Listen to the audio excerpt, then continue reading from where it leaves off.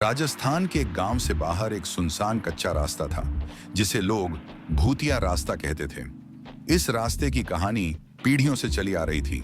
गांव के बुजुर्ग कहते थे कि कई साल पहले इस रास्ते पर एक रहस्यमयी हादसा हुआ था। रात में चलने वाले लोग या तो लापता हो जाते या डरे सहमे लौटते। एक बार गांव का नौजवान अर्जुन, जो बहादुर और निडर माना जाता था, ने ठान लिया कि वह इस रास्ते का सच सामने लाएगा। सबने उसे मना किया, पर अर्जुन नहीं माना। एक अमावस्या की रात वह लालटेन लेकर अकेला निकल पड़ा। रास्ते पर अजीब सन्नाटा था। पेड़ों की टहनियां हवा में ऐसे हिल रही थीं, मानो किसी के हाथ उसे पकड़ने को पड़ रहे हों। अचानक उसे पायल की छनक सुनाई दी। अर्जुन रुका, पर वहां कोई नहीं था। वह आगे बढ़ा तो उसे लगा कोई उसके पीछे चल रहा है। धीरे धीरे ठंडी हवा का झोंका आया और उसकी लालटेन बुझ गई। अंधेरे में उसे लगा कि किसी की परछाई उसके सामने खड़ी है। जब उसने ध्यान से देखा तो सफेद कपड़ों में एक औरत नजर आई। उसके लंबे खुले बाल जमीन तक फैले थे और आंखें लाल आग जैसी चमक रही थीं। अर्जुन ने हिम्मत करके पूछा, कौन हो तुम?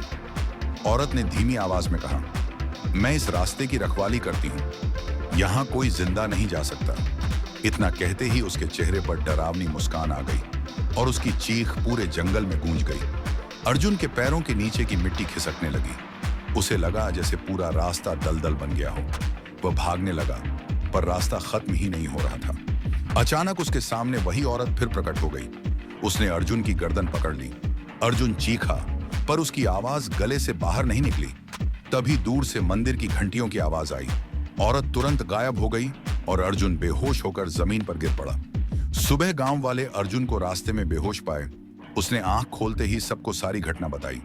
उस दिन से गांव वालों ने तय कर लिया कि सूर्यास्त के बाद उस रास्ते पर कोई नहीं जाएगा।